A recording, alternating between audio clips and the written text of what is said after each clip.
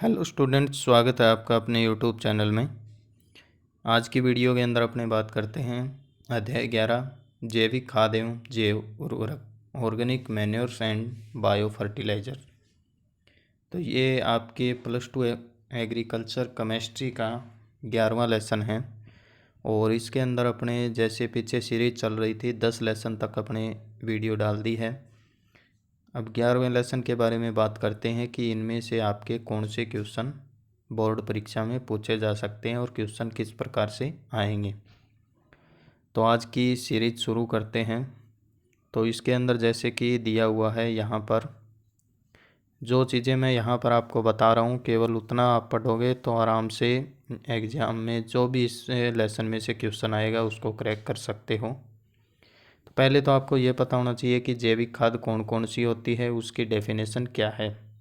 ठीक है, तो जैविक खाद की डेफिनेशन पता होनी चाहिए और फिर उसके अंदर सबसे इम्पोर्टेंट चीज़ है ये वाली।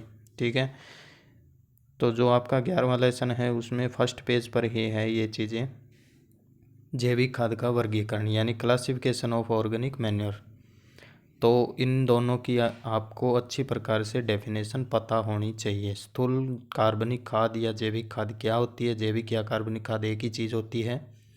तो स्थूल कौन सी होती है और सांद्रित कौन सी होती है, इसके इंग्लिश में भी नाम याद रख लेना। ठीक है, तो इनकी डेफिनेशन आपको पता होनी चाहिए। दूसरे इसके एग्जाम्पल पता होने चाहिए क्योंकि ये चीज़ें कंपटीशन में भी पूछी जाती हैं और आपके जो बोर्ड एग्ज़ाम है उनमें भी पूछी जा सकती है। अगर एग्जाम्पल लिखते हो तो बहुत अच्छी बात है। जैसे सीधा 1 नंबर में आ गया क्वेश्चन, सांद्रित कार्बनिक खाद क्या है, उदाहरण दीजिए। तो जो जितनी भी खलियाँ होती हैं वो सारी सांद्रित होती हैं, इनकी डेफिनेशन आपको पता होनी चाहिए। ठीक है, सांद्रित का मतलब क्या होता है कि जैसे डेफिनेशन में ही दे रखा है इसमें स्थूल या भारी कार्बनिक खाद की अपेक्षा पोषक तत्वों की मात्रा ज़्यादा होती है। ठीक है, तो याद रख लेना। सांद्र का मतलब, सांद्र और तनु होता है दो चीज़ें, सांद्र और तनु यानी कॉन्सनट्रेटेड और डाइल्यूट होता है। तो सांद्र का मतलब होता है जिसमें जल की मात्रा कम है और यानी कि शुद्ध चीज़ है वो। ठीक है, या सॉल्यूशन है वो शुद्ध है, तो उसका मतलब हो गया उसमें पोषक तत्व हैं वो ज़्यादा होंगे। तनु का मतलब हो गया उसमें पानी हो गया तो उसके अंदर जो एक्टिव इंग्रेडिएंट है, सक्रिय तत्व है वो कम हो जाता है। ठीक है, तो यानी कहने का मतलब हो गया सांद्रित का मतलब हो गया उसमें पोषक तत्व ज़्यादा हैं, तो इसके अंदर पोषक तत्व ज़्यादा होंगे, इसमें कम होंगे। ठीक है, ये याद रख लेना और इसके एग्जाम्पल याद रख लेना किसमें कौन सी चीज़ें आती हैं। तो जैसे नॉर्मल अपवायम वगैरह का वर्मी कंपोस्ट होते हैं वो सारे क्या होते हैं, वो स्थूल होते हैं क्योंकि उनमें पोषक तत्व कम होते हैं। खलियाँ जो होती हैं उनमें पोषक तत्व ज़्यादा होते हैं। ठीक है, आगे आपको जो चीज़ पढ़नी है वो ये मान लो जैविक कार्बनिक खादें अपने प्रयोग करते हैं मिट्टी में, तो उनका भौतिक, रासायनिक व जैविक गुणों पर क्या प्रभाव पड़ता है मृदा के, यानी मिट्टी के अंदर डालेंगे तो उसके भौतिक, रासायनिक, जैविक, ये भौतिक हैं, ये रासायनिक हैं, ये जैविक हैं। इन गुणों के बारे में आपको पता होना चाहिए। कौन सी के अंदर कौन सी चीज़ें आएंगी, भौतिक के अंदर क्या क्या चीज़ें आएंगी, जैसे जलदान क्षमता है, वायु संचार है, कणाकार है, अपरदन है। ठीक है, मृदा ताप है, ये चीज़ें भौतिक में आती हैं। रासायनिक में जैसे विभिन्न प्रकार के पोषक तत्व हैं, हार्मोन्स हैं, एंजाइम्स हैं, विटामिन्स हैं, ये सारी चीज़ें रासायनिक में आती हैं। ठीक है, और जो जैविक होती हैं तो जैविक के अंदर सूक्ष्म जीव आएंगे या नाइट्रीकरण, अमोनीकरण जो रिएक्शंस हैं वो आएंगी, नाइट्रोजन स्थिरीकरण आएगा, सूक्ष्म जीव किस प्रकार से एक्टिविटी करते हैं वो चीज़ें आती हैं।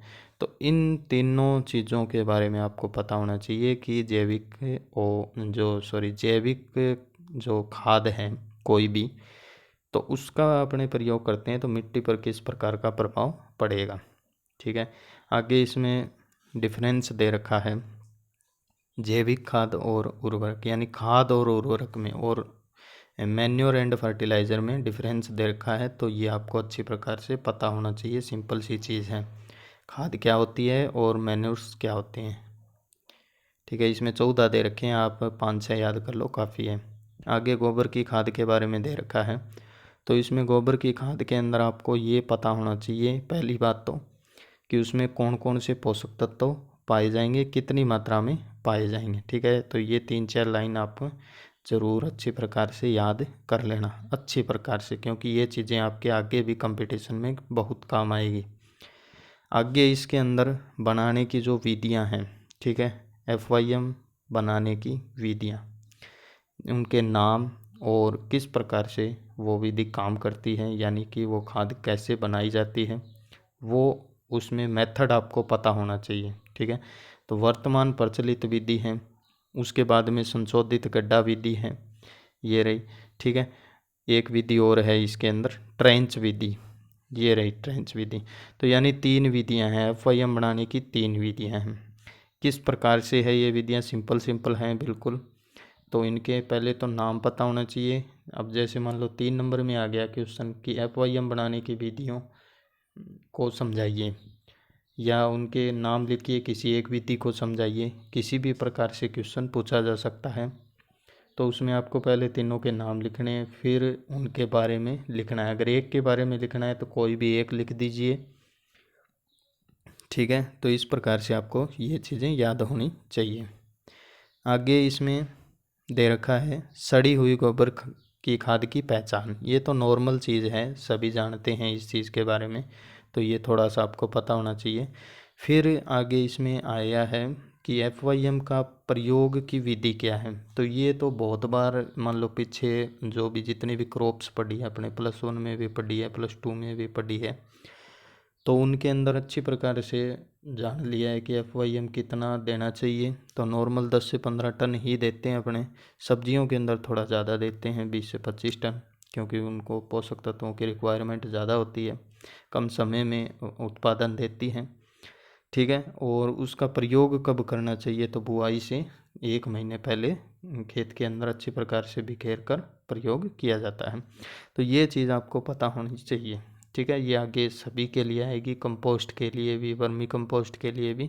तो ये लगभग एक सी चलेगी, परंतु इसकी जो क्वांटिटी है वो कम ज़्यादा हो सकती है, वरना जो इसकी जो प्रयोग हैं वो बुआई से 1 महीने पहले ही किया जाता है। तो ये प्रयोग विधि आपको याद रखनी है। आगे इसमें कंपोस्ट दे रखा है, ये कंपोस्ट है यहाँ पर। तो इसकी कंपोस्ट की पहले तो डेफिनेशन आपको पता होनी चाहिए, कंपोस्ट होता क्या है। ठीक है, कंपोस्ट और वर्मी कंपोस्ट दोनों अलग अलग हैं, तो इनकी डेफिनेशन आप अच्छे से याद कर लेना। कंपोस्ट तो सिंपल सी चीज़ है, यानी कि जो जितने भी कार्बनिक पदार्थ हैं गोबर के अलावा भी, जैसे सब्जियों के छिलके होते हैं, पेड़ पौधों के अवशेष होते हैं, जैसे पत्तियां हैं, जड़ें हैं, छोटी जड़ें जो होती है, छोटे तने होते हैं, शाखाएं होती हैं, फसल अवशेष होते हैं, पशुओं का बचा हुआ चारा होता है, खरपतवार होते हैं, अन्य कोई कार्बनिक पदार्थ है जो सड़ गल सकता है, उसको क्या है वायवीय या अवायवीय विघटन के द्वारा उसको सड़ाया गलाया जाता है। तो उससे जो बनने वाली जो खाद होती है या जो बनने वाला पदार्थ होता है वो कंपोस्ट कहलाता है। तो ये जो नॉर्मल क्या है कंपोस्ट का प्रकार है, यानी कंपोस्ट अपने 2 तरीकों से बना सकते हैं।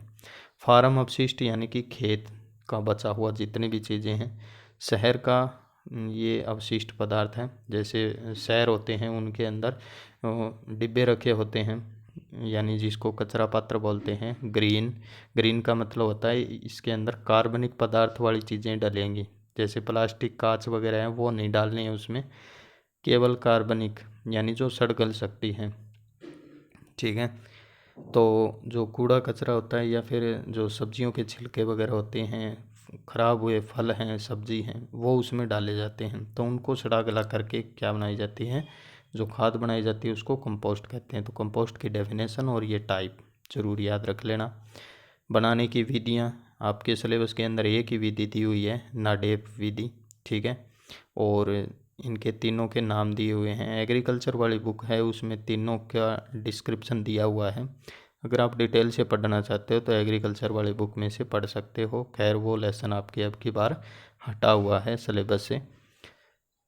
तो कंपटीशन की दृष्टि से आपको पढ़ना ज़रूरी है, क्योंकि कंपटीशन में कहीं से भी कोई भी क्वेश्चन आ सकता है।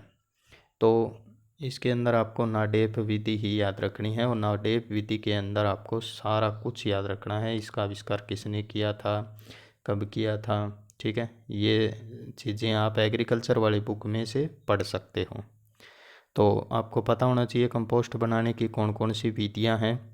FYM की जैसे अपने विधि 3 थी, ठीक है, वर्तमान, संशोधित और ट्रेंच। तो इसी प्रकार कंपोस्ट बनाने की विधियां हैं इंदौर विधि, बेंगलोर और नाडेप। अब नाडेप विधि कहाँ से शुरू हुई थी, ठीक है, और इसके अंदर कौन कौन सी चीज़ों की आवश्यकता पड़ती है और कैसे इसमें टैंक भरा जाता है, ठीक है, ये विधि यहाँ पर दे रखी है। तो ये टैंक भरने की आपको विधि पता होनी चाहिए, ठीक है। तो ये टैंक भरने की विधि ये दे रखी, प्रथम, द्वितीय और तृतीय परत किस प्रकार से लगाते हैं। तो ये चीज़ें आपको पता होनी चाहिए, ये आपको पढ़नी है। तो बड़ा जो क्वेश्चन पूछा जाता है वो इसमें पूछा जा सकता है कि जैसे कंपोस्ट क्या है, इसके बनाने की विधियों के नाम लिखते हुए किसी एक विधि का वर्णन कीजिए। इस प्रकार से क्वेश्चन पूछ सकते हैं।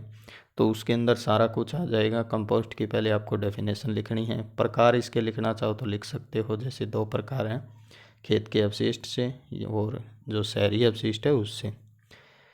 और फिर उसके विधियाँ, बनाने की विधियाँ, तो इसमें 3 विधियाँ हैं जैसे अपने ऊपर पढ़ा है, और उसके अंदर नाडेप विधि का वर्णन आपके दिया हुआ है। तो किसी एक विधि का वर्णन करना है आपको, इंदौर, बेंगलोर और नाडेप में से किसी एक का। तो नाडेप दिया हुआ है तो नाडेप के बारे में पूरा डिटेल से पॉइंट टू पॉइंट आपको उसमें लिखना है। सीधा क्वेश्चन जैसे 2 नंबर में आ गया कि नाडेप विधि में टैंक की भराई किस प्रकार से की जाती है, तो उसमें केवल आपको टैंक भरने की विधि लिखनी है। आगे है इसमें वर्मी कंपोस्ट। तो वर्मी कंपोस्ट का मतलब होता है कोई भी कार्बनिक अपशिष्ट पदार्थ, ठीक है, जैसे कंपोस्ट बना रहे हैं अपने, अगर कंपोस्ट के अंदर केंचुओं को छोड़ दिया जाए तो केंचुओं द्वारा जो तैयार होती है खाद उसको वर्मी कंपोस्ट कहते हैं, ठीक है। और एक चीज़ इसके अंदर रह गई कंपोस्ट में, तो कंपोस्ट प्रयोग की विधि जैसे यहाँ पर दे रखी है वही है सेम, ये आप नॉर्मल इसको पढ़ोगे तो याद रह जाएगा। आगे इसके अंदर वर्मी कंपोस्ट के अंदर 3-4 चीज़ें जो ज़रूरी हैं वो आपको पढ़नी हैं। तो इनकी जो डेफिनेशन है सभी की आपको डेफिनेशन अच्छी प्रकार से पढ़नी है कि क्या होती है, वर्मी कल्चर क्या होता है, वर्मी कंपोस्टिंग क्या होती है, वर्मी कंजर्वेशन क्या होता है, ठीक है, वर्मी कास्ट क्या होता है। ये 4 डेफिनेशन आपको अच्छी प्रकार से पता होनी चाहिए, ठीक है, क्योंकि ये छोटे क्वेश्चन में आ सकता है। 1 नंबर में लगभग एक ज़रूर पूछा जाएगा, जैसे पूछ लिया वर्मी कंजर्वेशन क्या है लिखिए, तो उसमें आपको वर्मी कंजर्वेशन का पता होना चाहिए, वर्मी कंजर्वेशन क्या है, ठीक है। इसी प्रकार जो 3-4 ये और डेफिनेशन दे रखी है वो पता होनी चाहिए। दूसरा आपको पता होना चाहिए कि वर्मी कंपोस्ट के अंदर पोषक तत्वों की मात्रा कितनी होती है, यानी FYM की मात्रा कितनी होती है, सॉरी, पोषक तत्वों की मात्रा कितनी है, यानी न्यूट्रिएंट कितना है FYM की अपेक्षा। यहाँ पर दे रखा है FYM में जितनी मान लो NPK की मात्रा पाई जाती है उसकी अपेक्षा कितनी ज़्यादा होती है। तो ये तो सिंपल सी चीज़ है कि वर्मी कंपोस्ट में FYM की तुलना में NPK ज़्यादा ही होता है, और इसके अंदर एक्टिनोमाइसिटीज़ भी हैं वो भी ज़्यादा होते हैं। अब आगे केंचुए के प्रकार दे रखे हैं, तो इनको आपको शॉर्ट में थोड़ा थोड़ा पढ़ना है कि केंचुए ज़्यादातर कौन से काम में लिए जाते हैं। तो जो मुख्य रूप से ऊपर ऊपर रहते हैं भूमि के, क्योंकि जो फसलों की जड़ें होती हैं वो ऊपरी होती है, तो जो ऊपर ऊपर रहते हैं उनका प्रयोग ज़्यादा किया जाता है। और एक ये आप याद रख लेना, ये तो ऊपर जो दे रही है यानी एपिजिक है, एंडोजिक है और डायोजिक है, ठीक है। तो इनके अंदर आपको याद रखना है कि ये कितनी गहराई के अंदर रहते हैं। तो जो एपिजिक केंचुए होते हैं उनका प्रयोग सबसे ज़्यादा किया जाता है, और राजस्थान के लिए आइसिनिया फोएटिडा, ठीक है, ये आपको नाम याद रखना है, आइसिनिया फोएटिडा का प्रयोग किया जाता है, ठीक है। आइसिनिया फोएटिडा जो है वो मान लो बिल्कुल कम टेम्परेचर के अंदर, यानी कि 5 से लेकर 50 डिग्री सेंटीग्रेड या इससे थोड़ा सा ज़्यादा और इससे थोड़ा सा कम, ठीक है, इतने टेम्परेचर पर आसानी से खाद बना सकता है, इसलिए राजस्थान के अंदर इसका प्रयोग आसानी से कर सकते हैं। तो राजस्थान में सर्दियों के अंदर इतना टेम्परेचर हो जाता है, यानी 0 डिग्री तक भी चला जाता है, 0 से भी कम हो जाता है, और गर्मियों के अंदर 50 डिग्री तक टेम्परेचर चला जाता है। इसलिए इन दोनों टेम्परेचर इसके बीच के अंदर इस केंचुए की प्रजाति का प्रयोग किया जाता है। तो राजस्थान में किसका प्रयोग किया जाता है वो आपको याद रखना है, आइसिनिया फोएटिडा। लाल रंग का होता है ये केंचुआ, ठीक है। और इसके एक पट्टी बनी हुई होती है, जैसे कि मान लो ये केंचुआ है इस प्रकार से, तो इसके यहाँ पर यानी कि ये इसका मुंह है यहाँ पर, ठीक है, और इसके एक तरफ एक पट्टी बनी हुई होती है जो बाहर लिए हुए होती है, ये इसकी निशानी है मेन, ठीक है। बाकी केंचुओं में ऐसा सिस्टम नहीं होता है। तो ये पट्टी जो होती है इसको आप देख करके अंदाज़ा लगा सकते हो कि ये आइसिनिया फोएटिडा राजस्थान में सर्वाधिक प्रयोग किए जाते हैं, ठीक है। और वैसे अगर पूछा जाए कि कौन सी प्रजाति काम में ली जाती है सबसे ज़्यादा एग्रीकल्चर में, तो एपीजिक का प्रयोग मिट्टी के अंदर किया जाता है। आगे इसमें दे रखा है वर्मी कंपोस्ट बनाने की विधि। वर्मी कंपोस्ट बनाने की सिंपल सी विधि है, तो ये आप यहाँ पर पढ़ोगे तो आसानी से समझ में आ जाएगा आपके। तो इसके अंदर क्या होता है कि जैसे मान लो बेड बना लिया, नीचे पक्का हो सकता है, कच्चा भी हो सकता है। अगर कच्चा है तो उसके अंदर प्लास्टिक कवर लगा देते हैं और फिर उसके ऊपर कूड़ा कचरा जो भी है वो लगा दिया जाता है, गोबर वगैरह रख दिया जाता है, ठीक है। और फिर 1-2 परतें लगा दी जाती है अलग अलग चीज़ों की। तो ये जो परत है वो 1.5 से 2 फीट हो जाती है, ज़्यादा नहीं रखनी चाहिए। फिर उसके ऊपर केंचुए छोड़ दिए जाते हैं और इसको ढक दिया जाता है, यानी कि कवर कर दिया जाता है। प्लास्टिक से नहीं ढकना है, जूट की बोरियों से ढक सकते हैं, या फिर जैसे पुलाव वगैरह है, पराली है, उससे ढक सकते हैं, या फिर ऊपर छप्पर बना सकते हैं ताकि इसमें छाया बनी रहे। क्योंकि जो केंचुआ है वो अंधेरे के अंदर ज़्यादा एक्टिव रहता है, प्रकाश मिलते ही वो थोड़ा कम काम करता है। और इसके ऊपर लगातार पानी डालते रहते हैं, यानी उसको गीला रखना है। तो ये जो चीज़ है ये मेथड सिंपल सा है, ये वर्मी कंपोस्ट बनाने की विधि है। 40 से 45 दिन बाद में क्या होता है, जो अपने मटेरियल डाला है उसको केंचुए खा करके वर्मी कंपोस्ट में कन्वर्ट कर देते हैं, और वो धीरे धीरे नीचे जाते रहते हैं और अपने ऊपर से वर्मी कंपोस्ट को अलग कर लेते हैं, ठीक है। तो ये विधि यहाँ पर दी हुई है, इसको आप पढ़ सकते हो, पढ़ के याद कर लेना। तो यानी कि क्वेश्चन अगर आप छोटी छोटी चीज़ें पढ़ते चलोगे तो क्वेश्चन किसी भी प्रकार से आ जाए आप उसको आसानी से कर सकते हो। आगे वर्मी कंपोस्ट के लाभ दे रखे हैं, क्या क्या लाभ होते हैं, सिंपल है, यानी वर्मी कंपोस्ट का प्रयोग करोगे तो क्या क्या लाभ अपने को मिल सकते हैं, ये यहाँ पर आप देख सकते हो। इस प्रकार से लाभ हैं सिंपल। फिर प्रयोग विधि है जो अपने पीछे FYM की पड़ी है, कंपोस्ट की पड़ी है, वही है सेम। सब्जियों में इतनी टन प्रयोग करते हैं, नॉर्मल फसल में इतना करते हैं, कब किया जाता है। तो वर्मी कंपोस्ट का एक बेनिफिट ये है कि वर्मी कंपोस्ट को फसल बुआई के बाद में भी प्रयोग कर सकते हैं, यानी खड़ी फसल में भी छिड़क सकते हैं, क्योंकि ये दानेदार रूप में होता है ज़्यादातर, ठीक है, थोड़ा दानेदार होता है, क्योंकि एक तरीके से केंचुओं का मल ही होता है, ये छोटी छोटी गोलियां होती है, तो उनका अपने पौधों के पास में अगर सीधा डाल दिया जाए तो भी काम करेगा, ठीक है, मिट्टी के अंदर मिलाने की आवश्यकता नहीं है। तो ये चीज़ें आप पढ़ सकते हो, सिंपल सी है। आगे इसमें प्रयोग की मात्रा दे रखी है, यानी अलग अलग फसलों में किस प्रकार से प्रयोग करना है, कितनी मात्रा उसमें प्रयोग की जाती है। तो ये तो था खाद के बारे में, ठीक है। अब आगे है जैव उर्वरक। तो जैव उर्वरक, एक उर्वरक होते हैं और एक जैव उर्वरक होते हैं। उर्वरक का मतलब सिंपल हो गया कि जो केमिकल से तैयार किए जाते हैं, जैसे यूरिया है केमिकल है, DAP है केमिकल है। परंतु जो जैव उर्वरक होते हैं वो पूर्णतः केमिकल नहीं होते, या फिर वो बिल्कुल केमिकल होते ही नहीं हैं।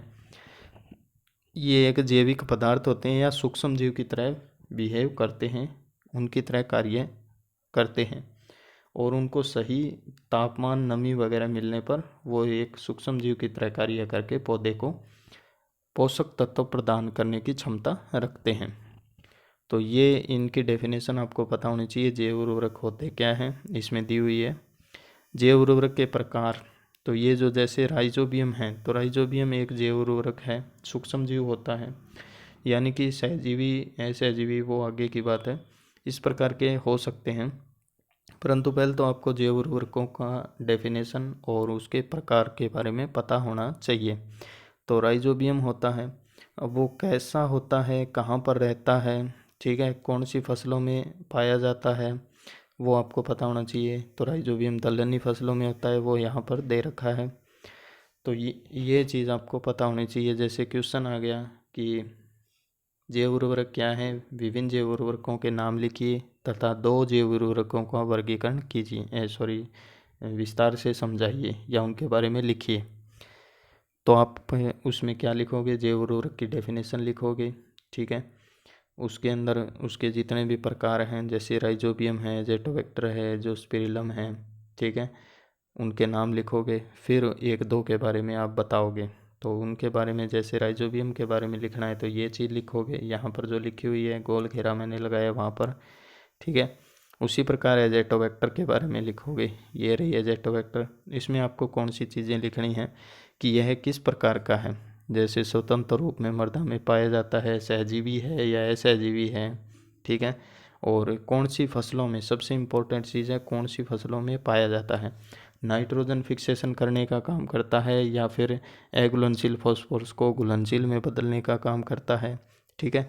उससे नाइट्रोजन कितनी प्राप्त होती है और वो क्या काम आता है, ठीक है, कौन सी फसलों में सबसे ज़्यादा उत्पादन बढ़ाता है, ये चीज़ें आपको उसमें लिखनी ज़रूरी है। आगे इसमें जैसे एजोस्पिरिलम और दे रखा है, 3 दे रखे हैं। तो एजोस्पिरिलम भी इसी प्रकार है जो मैंने अभी बताया है, उसी प्रकार आपको ये भी याद रखना है। तो इनमें से सीधा आपसे छोटा जो क्वेश्चन अगर मान लो पूछा जाता है, जैसे पूछ लिया एजोस्पिरिलम क्या है, 1 नंबर में पूछ लिया, तो आपको एजोस्पिरिलम के बारे में बताना है कि ये जो जीवाणु हैं वो किस कुल से संबंधित हैं, कौन सी फसलों की जड़ों में पाया जाता है, क्या काम करता है, तो नाइट्रोजन फिक्सेशन करता है, ठीक है, ग्रेमिनी कुल की फसलों में पाया जाता है। एजोस्पिरिलम और जो एजेटोबैक्टर है, दोनों ग्रेमिनी कुल की फसलों में पाए जाते हैं। राइजोबियम है वो दलहनी फसल में पाया जाता है, ठीक है। और ये क्या काम करते हैं, नाइट्रोजन फिक्सेशन का काम करते हैं तीनों। अब आगे है नत्रजनी जैव उर्वरकों की उपयोग विधि। उपयोग विधि का मतलब हो गया कि इनका प्रयोग कैसे कर सकते हैं।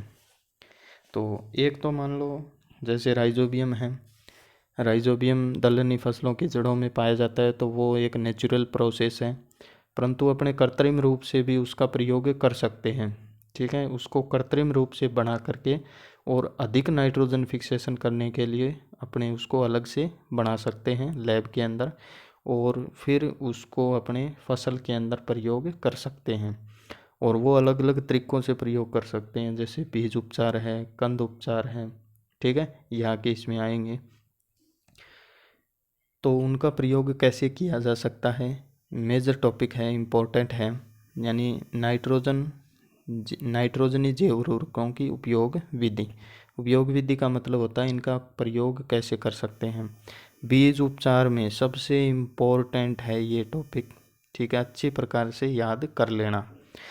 इसको आप वहाँ पर भी लिखना है, जैसे मान लो उड़द के अंदर आ गया, मूंग के अंदर आ गया, अरहर में आ गया, मोठ में आ गया, ठीक है, ये क्रॉप आपके +2 में लगती है। अब अगर मान लो मूंग की फसल आई हुई है और उसमें पूछ लिया मूंग में बीजोपचार को समझाइए, तो आपको ये चीज़ ज़रूर लिखनी है, ठीक है। राइजोबियम कल्चर का प्रयोग किया जाता है, कितने पैकेट उसमें काम में लेते हैं, गुड़ मिलाया जाता है, किस प्रकार से बीजोपचार किया जाता है, ठीक है। तो ये चीज़ आपको लिखनी है, याद कर लेना इसको अच्छे से, इम्पोर्टेंट चीज़ है। तो यानी कि राइजोबियम का प्रयोग बीज उपचार में किया जाता है। इसके अंदर एक चीज़ यहाँ पर लिखी हुई है, नील हरित शैवाल व एजोला के अलावा सभी जैव उर्वरकों का प्रयोग किया जाता है, ठीक है। तो इन दोनों का प्रयोग नहीं किया जाता क्योंकि ये धान के अंदर ही प्रयोग किए जाते हैं, खड़ी फसल में ही, ठीक है। बाकी इनका प्रयोग किस प्रकार से किया जाता है, मृदा उपचार में करते हैं। मृदा उपचार में यानी मिट्टी के अंदर डालकर इसका प्रयोग किया जाता है। केवल नाइट्रोजनी जैव उर्वरकों की बात कर रहे हैं अपने, जो अपने पीछे 3 ये जाने हैं, ठीक है। और इनमें कौन कौन सी चीज़ में प्रयोग किया जाता है, पौध उपचार, यानी कि जिनकी पौध उगाते हैं अपने, जैसे मिर्च है, बैंगन है, ठीक है। कंद उपचार, कंद जैसे आलू है, लहसुन है, ठीक है। गन्ना है, गन्ने के टुकड़ों को उपचारित किया जाता है। तो कंद उपचार हो गया। ठीक है, तो इस प्रकार से नाइट्रोजनी जैव उर्वरकों का प्रयोग किया जाता है। अब आपसे अगर पूछा जाता है, मान लो क्वेश्चन आ गया कि नाइट्रोजनी जैव उर्वरकों की प्रयोग विधि लिखिए, यानी इनको किस प्रकार से प्रयोग किया जाएगा, तो आपको ये चीज़ें अच्छी प्रकार से लिखनी है। ठीक है, जो चीज़ आपको एक बार में समझ में नहीं आ रही है तो वीडियो को थोड़ा सा पीछे करके आप देख सकते हैं कि इसमें मैंने क्या बताया है। अगर फिर भी नहीं आती है तो कमेंट कर सकते हो। आगे है नीलरित शैवाल, तो यानी कि 3 अपने पीछे पढ़ लिए हैं, राइजोबियम, एजेटोबैक्टर और एजोस्पिलम। 4 नंबर है नीलरित शैवाल। तो नीलरित शैवाल साइनोबैक्टीरिया है। ठीक है, और यह धान की फसल के अंदर ही प्रयोग किया जाता है। ठीक है, बाकी इसके अंदर से आप पढ़ लेना, सिंपल है, 3-4 लाइन आपको याद रखनी है। प्रयोग विधि दे रखी है यहाँ पर। फिर एजोला दे रखा है, एजोला और जो बीजीए है ब्लू ग्रीन एल्गी, तो उनके जो बिहेवियर है वो लगभग एक जैसा है, सिम्टम एक जैसे हैं इसके, और एक ही तरह से इनका प्रयोग किया जाता है। एजोला का प्रयोग पशुओं के चारे के रूप में भी किया जाता है। ठीक है, तो एजोला प्रयोग विधि यहाँ पर दे रखी है, तो इनकी प्रयोग विधि और ये क्या चीज़ है वो आपको थोड़ा सा पढ़ना है। ठीक है, तो इनको आप एक एक स्टेप बाय स्टेप पढ़ोगे और जो मेन पॉइंट है इसका उसको ध्यान में रखते हुए पढ़ोगे कि अपने कौन सी चीज़ पढ़ रहे हैं। तो ये जैसे आप पढ़ रहे हो, एजोला पढ़ा है, नीलरित शैवाल पढ़ा है, राइजोबियम है, एजेटोबैक्टर है, एजोस्पिलम है, ये आपने सारे पढ़ लिया। अब आपको पता नहीं है जैव उर्वरक पढ़े थे कि वर्मी कंपोस्ट पढ़ा था। ठीक है, तो आपको पहले पता होना चाहिए कि जैव उर्वरक टॉपिक पढ़ रहे हैं, जैव उर्वरक के प्रकार हैं, ये कौन कौन से टाइप्स हैं जैव उर्वरक के, राइजोबियम क्या काम आता है, एजोस्पिलम क्या काम आता है, कौन सी फसल में काम आता है, एजोला नीलरित जैसे धान में काम आते हैं, उसी प्रकार जैसे गन्ना में कौन सा काम आएगा, तो ये चीज़ें आपको पता होनी चाहिए। ठीक है, तो ये थे नाइट्रोजनी। अब अगर मान लो सीधा क्वेश्चन आ जाता है कि नाइट्रोजन प्राप्त करवाने वाले जैव उर्वरकों के नाम लिखिए, 1 नंबर में आ गया, मान लो कि नाइट्रोजन प्राप्त करवाने वाले कोई भी 4 जैव उर्वरकों के नाम लिखिए। तो अभी जो पीछे अपने पढ़े हैं 5-6, उनमें से 4 आपको लिखने हैं। ठीक है, वो सारे नाइट्रोजन स्थिरीकरण करने यानी नाइट्रोजन फिक्सेशन करने के काम में आते हैं। आगे है फॉस्फोरस विलेय जैव उर्वरक। फॉस्फोरस विलेय जैव उर्वरक का मतलब होता है, जो फॉस्फोरस होता है वो अघुलनशील अवस्था में पड़ा रहता है कुछ मात्रा में। ठीक है, क्योंकि फॉस्फोरस जो घुलनशील भी होता है, अघुलनशील भी होता है। ठीक है, तो वो जो अघुलनशील फॉस्फोरस मिट्टी में पड़ा होता है उसको घुलनशील में कन्वर्ट किया जाता है, और वो कुछ जीवाणुओं के द्वारा या कुछ सूक्ष्म जीवों के द्वारा किया जाता है। तो उसको करने के लिए, ठीक है, बहुत सारे सूक्ष्म जीव प्रयोग किए जाते हैं, और वो कौन कौन से हैं उनके बारे में जानेंगे। ठीक है, जैसे इसमें दे रखा है यहाँ पर ही, ये आपको पढ़ना है। ठीक है, फॉस्फोरस विलेय जैव उर्वरक, उसके बारे में स्यूडोमोनास होता है, बेसिलस होता है, एस्परजिलस होता है, पेनिसिलियन होता है। ठीक है, और इनके प्रयोग विधि तो जैसे यहाँ पर दे रखा है, इसमें फॉस्फोरस घोलक बैक्टीरिया यानी पीएसपी, फॉस्फोरस सोल्यूबलाइजिंग बैक्टीरिया, और पीएसएम का मतलब होता है फॉस्फोरस सोल्यूबलाइजिंग माइक्रो ऑर्गेनिज्म। ठीक है, तो इन कल्चर का प्रयोग अपने एजेटोबैक्टर या राइजोबियम की तरह ही प्रयोग किया जाता है, जैसे अपने पीछे पढ़ा है बीज उपचार, भूमि उपचार, कंद उपचार वगैरह में करते हैं। ठीक है, सेम ही है कल्चर लगभग। अब कौन सी चीज़ होती है, पहली तो है माइक्रोराइजा। ठीक है, माइक्रोराइजा का ही टाइप है ये वैम माइक्रोराइजा, ये है वेस्कुलर एर्बेस्कुलर माइक्रोराइजा। ठीक है, तो पहले तो आपको ये पता होना चाहिए कि फॉस्फोरस घोलक बैक्टीरिया कौन से होते हैं, या माइक्रोराइजा जो भी है वो कौन से हैं। अब दूसरी चीज़ आपको ये पता होनी चाहिए कि ये जो अगर सीधा क्वेश्चन आ गया कि माइक्रोराइजा क्या है, तो माइक्रोराइजा में आपको पहले पता होना चाहिए कि माइक्रोराइजा जो है वो मृदा में अघुलनशील फॉस्फोरस को घुलनशील फॉस्फोरस में बदलकर पौधे को प्रदान करने के काम में आते हैं।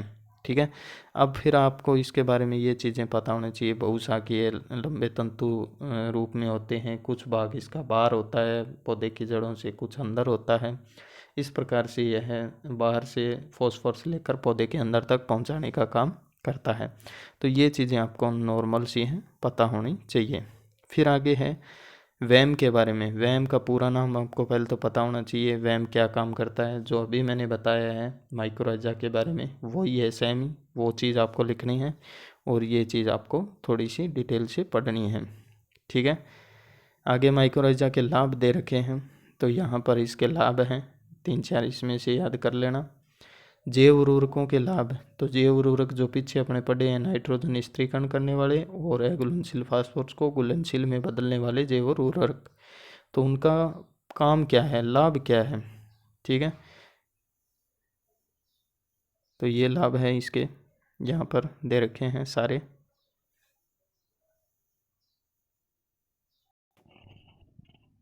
आगे है इसमें यहाँ पर एक सारणी दे रखी है, ऊपर दे रखा है इसमें विभिन्न जैव उर्वरकों की नत्रजन स्थिरीकरण व फास्फोरस घुलनशीलता बनाने की क्षमता, यानी कि कौन सा जैव उर्वरक, ये सारे नाइट्रोजनी हैं, ये सारे फास्फोरस जैव उर्वरक है, ठीक है। ये तो आपको एग्जांपल देखकर ही समझ में आ रहा है, इसमें से आपको पता होना चाहिए। जैसे क्वेश्चन आ गया कि नील हरित शैवाल है, तो वो एक नाइट्रोजनी जैव उर्वरक है, यानी नाइट्रोजन स्थिरीकरण करने के काम आएगा।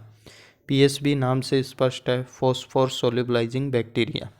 और माइक्रोराइजा यानी वैम नाइट्रोजन स्थिरीकरण करने की क्षमता इतनी रखते हैं ये, ठीक है।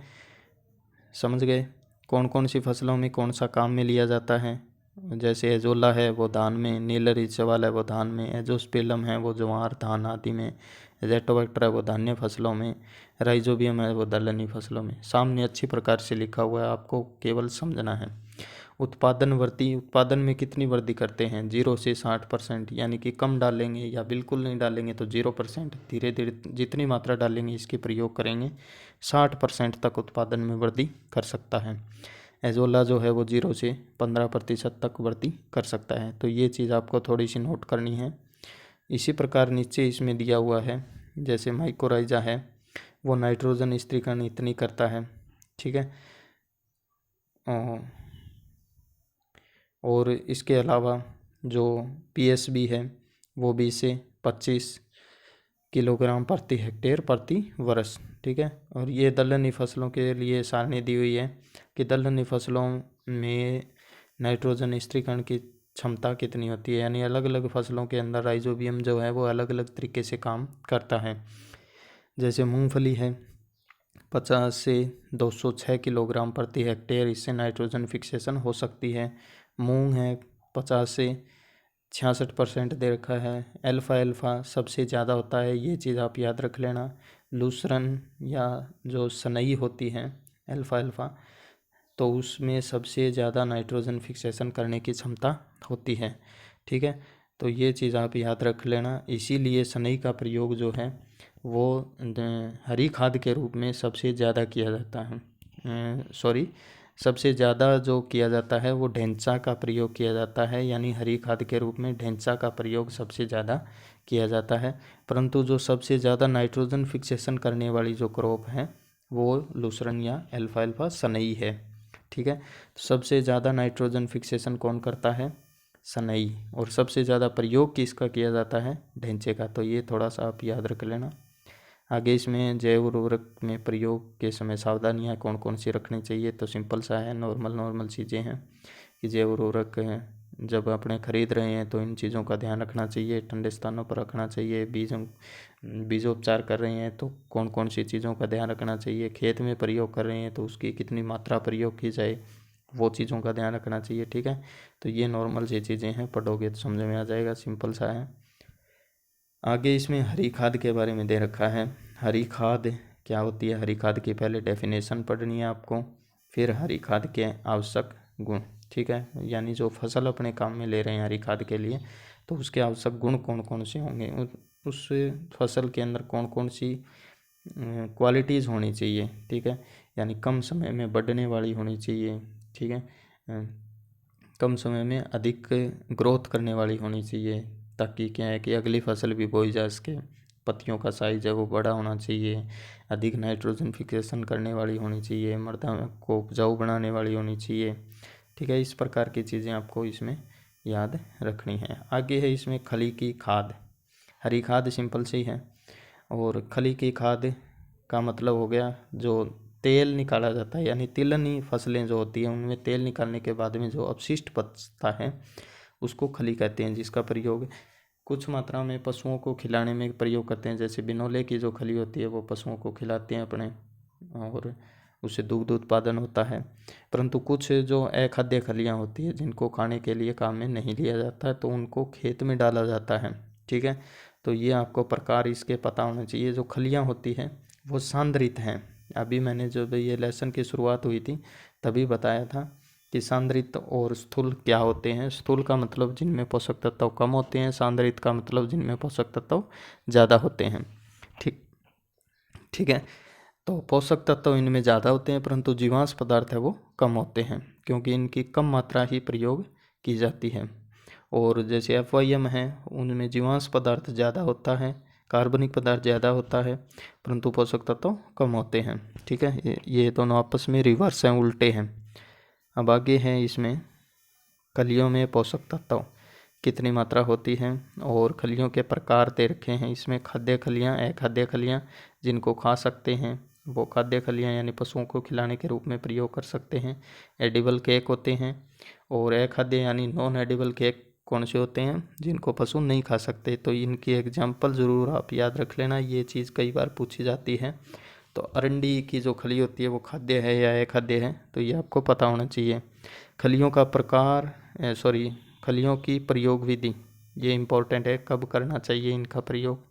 तो खलियों को कूट पीस कर अच्छी प्रकार से पाउडर बनाकर इसका FYM की तरह ही प्रयोग किया जाता है, यानी कि फसल बुआई से 1-1.5 महीने या 2 महीने पहले कर सकते हैं।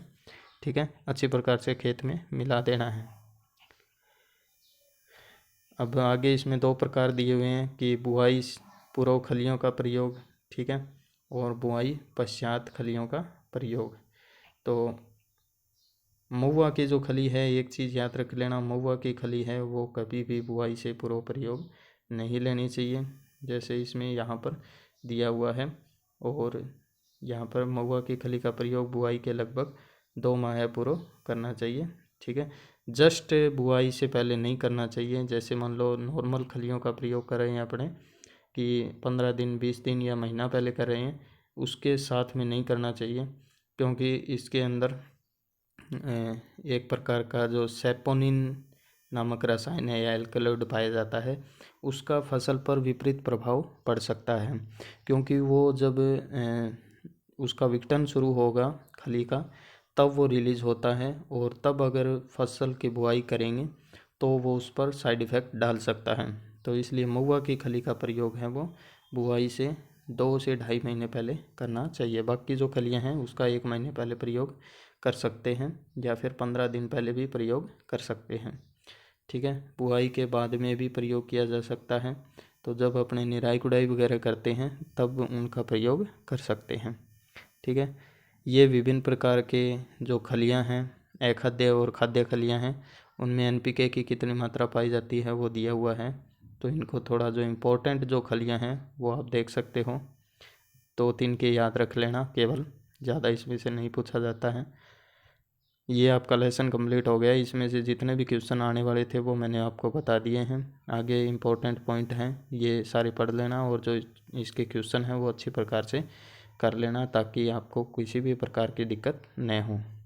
ठीक है, आज के वीडियो के अंदर इतना ही, और इस वीडियो को शेयर कीजिएगा ज़्यादा से ज़्यादा,